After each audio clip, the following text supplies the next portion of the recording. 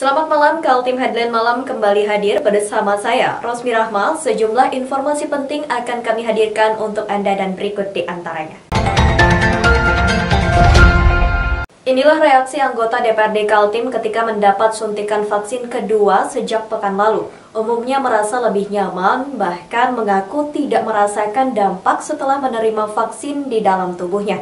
Berikut informasinya. Petugas kesehatan yang kerap disebut vaksinator itu membuka bilik penyuntikan di gedung DPRD Kaltim, Jalan Teuku Umar, Karangpaci, Samarinda. Sebelum dilakukan penyuntikan, setiap anggota legislatif diinterview oleh petugas menyangkut data diri, riwayat penyuntikan vaksin pertama, juga riwayat penyakit bawaan yang mungkin diidap oleh mereka. Tidak hanya itu, petugas juga melakukan tes suhu badan dan tekanan darah. Jika ditemukan tekanan darah yang tinggi di atas ambang batas normal, petugas akan menyarankan untuk rileks dulu untuk menurunkan tensi darah. Tidak semua anggota DPRD Kaltim bisa mengikuti vaksinasi tahap kedua itu karena sebagian masih bertugas di luar daerah. Terlihat yang menjalani vaksin diantaranya Ananda Emira Mois dan Feridiana Hurakwang dari fraksi PDI Perjuangan serta Sutomo Jabir dan Jahidin dari fraksi PKB DPRD Kaltim. Kalau saya tidak ada merasakan apa-apa, bahkan sorenya saya main bola, jadi rasa capek aja, tidak ada rasa reaksi demam atau bagaimana, santai aja. Fit aja ya sampai sekarang? Fit aja. Lalu untuk vaksin kedua ini seperti apa? Vaksin kedua ini bagus aja, tidak ada apa-apa. Kita detensi di awal kan, sudah di screening terlebih dahulu sebelum kita divaksin. Kalau dari riwayat gula kan dari vaksin, tekanan terlalu tinggi dari vaksin kan, sehingga yang lolos screening baru kita vaksin. Alhamdulillah baik-baik saja. Saya terbiasa karena saya ini kan militer, jadi kalau jarum kayak gitu tuh nggak ada artinya bagi saya. Setiap mau naik pangkat dulu, naik jabatan dulu harus divaksin gitu. Yang jelas manfaatnya ya kita berterima kasih lah, ini kan ada bentuk bantuan dari pemerintah yang memberikan sebelum kesini persiapan apa Pak? Biasa saja sarapan sebelumnya, jadi tidak menjadikan beban pikiran.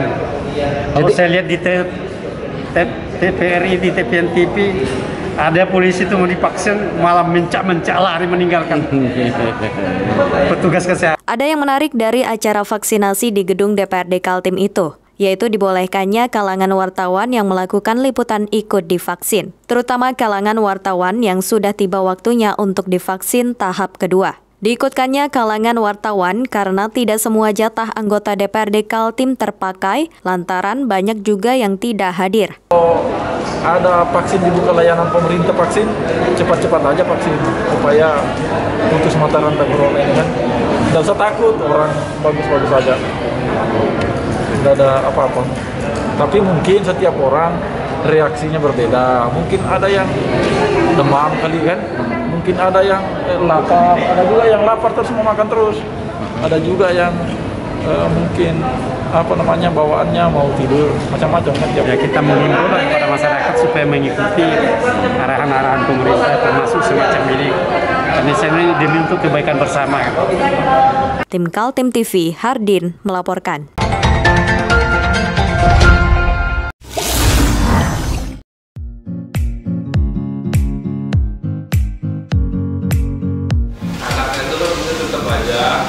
Cara mudah beriklan digital di Kaltim TV.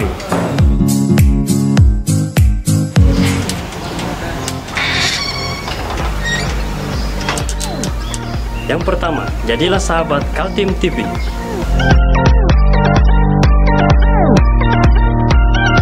Dengan Rp1 juta, para sahabat mendapat 20 kali tayang di slot berita kamu.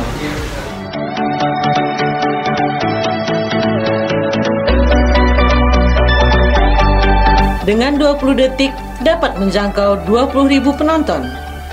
Anda beruntung karena mendapat kesempatan perdana dari kami. Ayo jadilah sahabat Kaltim TV. Langkah politik Seno Aji semakin kinclong saja. Baru pertama kali menjadi anggota legislatif, kader Partai Gerindra itu kini dipercaya menjadi Wakil Ketua DPRD Kaltim, menggantikan seniornya Andi Harun. Seperti diketahui, Andi Harun mundur sebagai legislator lantaran maju dan menang menjadi wali kota Samarinda. Berikut informasinya. Suasana pelantikan Aji Seno berlangsung di ruang sidang paripurna DPRD Kaltim, Jalan Teuku Umar, Karangpaci, Samarinda. Acara pelantikan itu hanya sebuah seremonial karena sejatinya nama Aji Seno sudah diumumkan sebagai pengganti Andi Harun sejak bulan Januari 2021 silam. Politikus muda yang baru pertama kali jadi legislator itu menjalankan tugasnya untuk sisa masa jabatan 2019-2024. Prosesi pengambilan sumpah jabatan dipimpin Kepala Pengadilan Tinggi Kaltim, Sutoyo, di depan anggota DPRD Kaltim lainnya. Ketua DPRD Kaltim Makmur HPK optimis Seno Aji mampu mengemban amanah, bekerja sama di dalam unsur pimpinan yang mengedepankan prinsip kolektif kolegial. Sebagai wakil ketua, dia mengemban tugas diantaranya membidangi kelengkapan Dewan Badan Kehormatan. Kita ada memang pembagian tugas. Saya koordinatornya, wakil-wakil itu ada pembagian tugas. Saya dan masing-masing ada yang membidangi Bapak Pelda, ada yang menangani Badan Kehormatan, ada yang menangani komisi-komisi begitu. Nanti posisi Seno Aji sebagai apa nanti?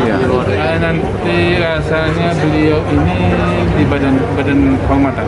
Masih tetap di BK. Ada saya pasti diganti, cumanya artinya sebagai ketua menangani.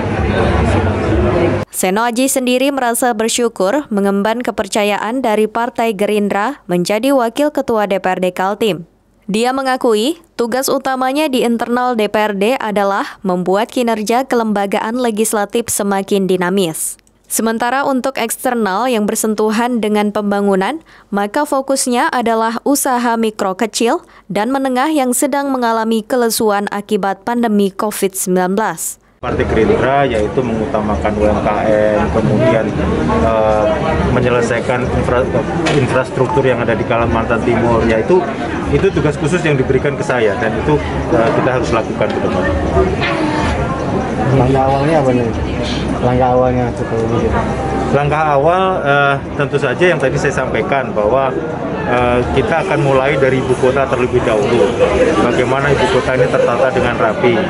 Kemudian yang kedua, kita akan bekerja sama dengan Dinas Sosial dan Dinas Perdagangan untuk membesar UMKM yang ada di Kalimantan Timur ini. Nah, itu yang sekarang kita coba dorong untuk pemerintah provinsi mendata berapa jumlah UMKM yang ada di Kaltim. Sebagai konsekuensi menjadi wakil ketua DPRD Kaltim, Aji Seno yang berasal dari daerah pemilihan Kabupaten Kutai Kartanegara tidak lagi memimpin Badan Kehormatan. Tim Kaltim TV, Hardin melaporkan.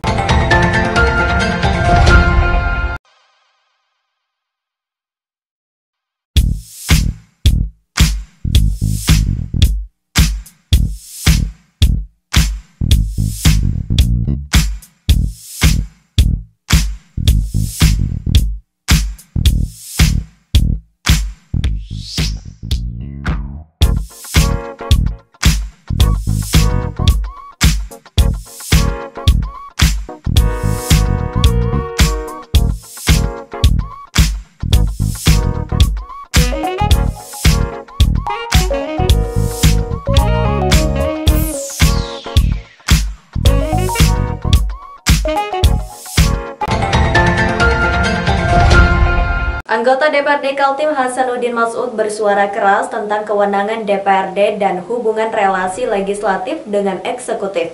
Menurutnya saat ini legislator tidak memungkinkan untuk mengimpeach gubernur jika ditemukan ketidaksesuaian antara janji dan program kerja dengan realisasi pembangunan. Berikut informasinya. Pendapat politisi Partai Golkar Kaltim itu disampaikan berkaitan dengan masa laporan keterangan pertanggungjawaban alias LKPJ Gubernur Kaltim tahun 2020 pada rapat paripurna ke-6 yang berlangsung di gedung DPRD Kaltim. Menurutnya, dalam hal LKPJ, menurut aturannya, anggota legislatif dan fraksi-fraksi hanya bisa memberikan rekomendasi saja jika di lapangan ditemukan ketidaksesuaian visi dan misi dengan realisasi pembangunan. Saat LKPJ yang disampaikan Wakil Gubernur Kaltim Hadi Mulyadi, terungkap berbagai persoalan yang diantaranya soal tidak habisnya dana refocusing dan naiknya angka kemiskinan. dari yang semula 5,94% dan kini 6,64%. Sementara soal dana refocusing penanganan COVID-19, anggaran yang disediakan 538 miliar, namun yang terpakai hanya 228 miliar. Signifikan, karena apa yang dilakukan oleh Pak Gubernur dengan semua kewenangan yang kita berikan, pendanaan, budgeting, itu juga tidak mempengaruhi daripada laporan yang dibuat. Karena kita dari DPR tidak bisa mengimpeach, meminta pertanggungjawaban daripada pendanaan itu. Hanya kita bisa memonitoring. Berbeda dengan waktu 10 tahunan yang lalu, bahwa kita dari DPR bisa impeach, bahkan minta pertanggungjawaban, bisa menurunkan. Kalau sekarang ini sekedar memberikan pertanggungjawaban dan kita mendengarkan, hanya memberikan saran dan rekomendasi. Tidak bisa memberikan penegasan ataupun menjatuhkan, istilahnya mengimpeach gubernur. Jadi sebenarnya posisi DPR sekarang ini lemah menurut saya. Kita hanya bisa mengeluarkan rekomendasi-rekomendasi saja. Saya kira itu. Kegelisahan Hasanuddin Mas'ud sebagai legislator tidak hanya soal terbatasnya fungsi pengawasan DPRD terhadap eksekutif yang berhenti sebatas rekomendasi.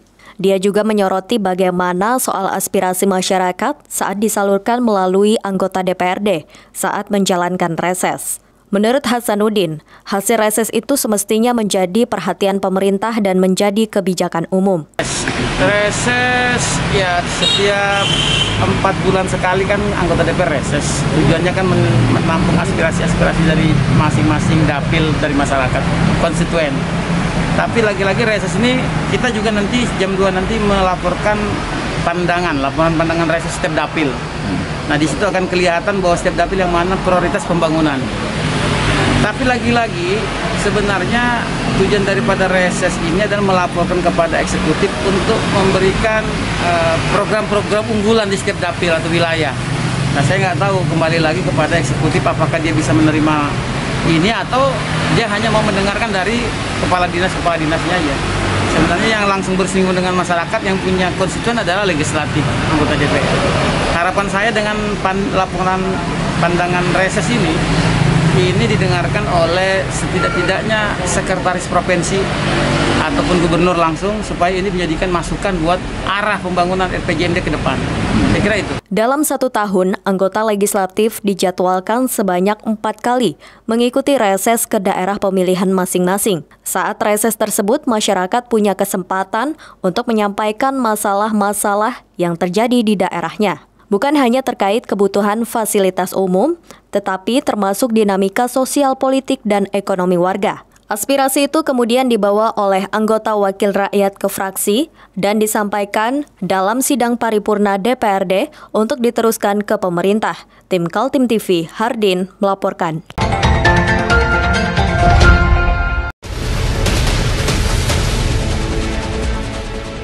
Mari kita memerangi virus corona dengan mematuhi imbauan pemerintah, stay at home.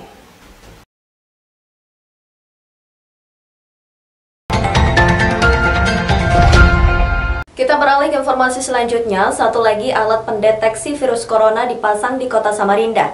Kali ini alat uji melalui pernapasan dengan nama Genose, yang merupakan karya anak bangsa sendiri. Genose mulai populer akhir tahun 2020 lalu, dibuat oleh para ahli di Universitas Gadjah Mada. Alat itu kini dipasang di berbagai bandara di Indonesia, termasuk di Bandara APT Pranoto Samarinda. Cara kerja Genose, setiap calon penumpang diuji hanya dengan cara meniup ke Genose. Kemudian dalam 2 menit sudah ketahuan apakah calon penumpang itu termasuk positif virus corona atau tidak. Alat Genose ini lebih praktis, tidak seperti alat uji sebelumnya seperti tes swab PCR dan tes antigen. Persiapan penerapan alat Genose di Bandara APT Pranoto dilakukan sejak Minggu 28 Maret lalu. Wali Kota Samarinda Andi Harun datang mengecek didampingi sejumlah pejabat Pemkot Samarinda. Rencananya alat itu efektif digunakan untuk penumpang pesawat pada 1 April. Kita bersyukur karena ada fasilitas Ginos. Bersyukurnya pertama hasilnya bisa lebih cepat dan biayanya lebih murah daripada PCR dan antigen. Ya mudah-mudahan ini memperlancar percepatan penanggulangan COVID. Yang kedua juga bisa menjadi stimulus pada pemulihan ekonomi. Karena masyarakat bisa menjangkaunya dengan penggunaan alat transportasi udara yang jauh sekali nilai harganya. Tadi Ibu Ani bilang antara 50 sampai 70 ribu aja kan anunya. Jadi insya Allah terjangkau. Terkait dari tracing yang Bapak bilang digratiskan untuk masyarakat seperti apa? Maksudnya gini, untuk kepentingan masyarakat, kepentingan tracing, program pemerintah, kita gratiskan. Tapi untuk kepentingan dan keperluan pengambilan surat keterangan maupun untuk perjalanan tetap dikenakan tarif. Kepala Bandara APT Pranoto Samarinda, Agung Pracayanto menjelaskan kepada para wartawan, calon penumpang akan dites dengan genose, diberikan kartu sesuai dengan jadwal penerbangan. Kartu berwarna merah untuk jadwal terdekat, kemudian kuning dan merah yang masih lama. Pengaturan dengan kartu berwarna-warni itu untuk menghindari antrean panjang. Tim Kaltim TV Hardin melaporkan.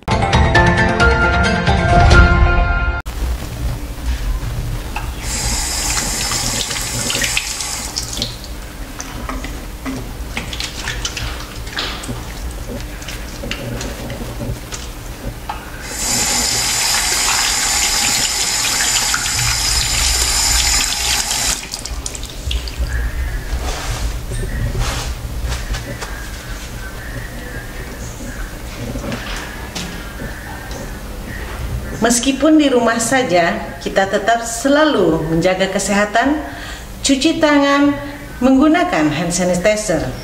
Ingat, mulailah dari diri sendiri.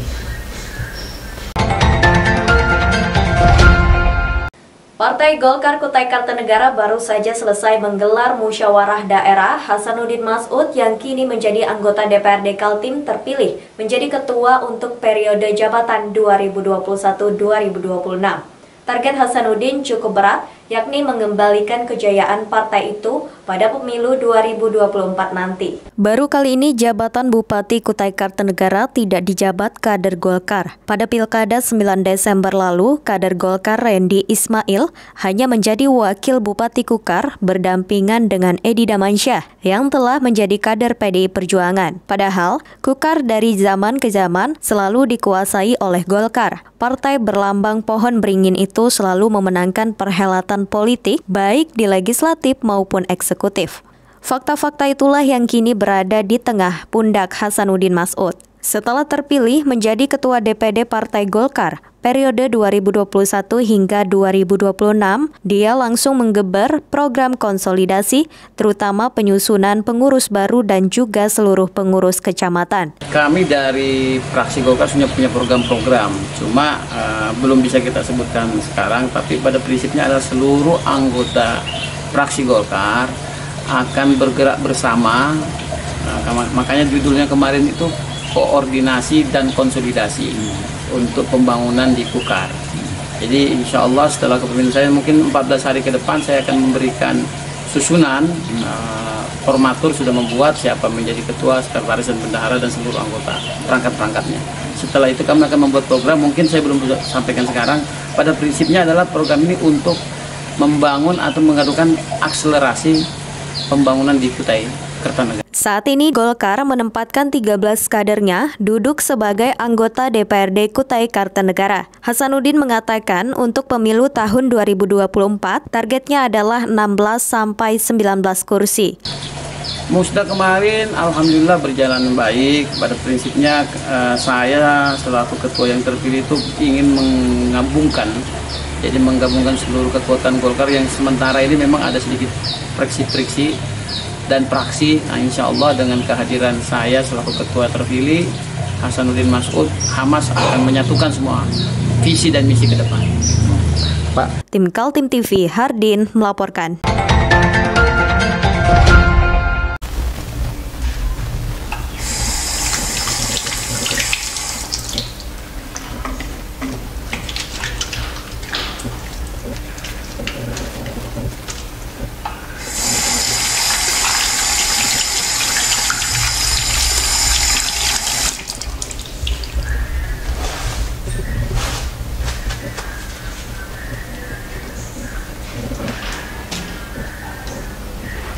Meskipun di rumah saja, kita tetap selalu menjaga kesehatan, cuci tangan, menggunakan hand sanitizer.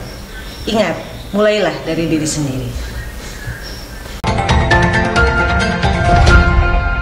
Demikian Kaltim Headline Malam edisi kali ini. Informasi lainnya dapat Anda simak melalui situs website kami www.kaltim.tv, channel YouTube dan fanpage Facebook Kaltim TV. Jangan lupa untuk selalu patuhi protokol kesehatan. Saya Rosmi Rahma bersama kerabat kerja yang bertugas pamit undur diri. Selamat malam dan sampai jumpa.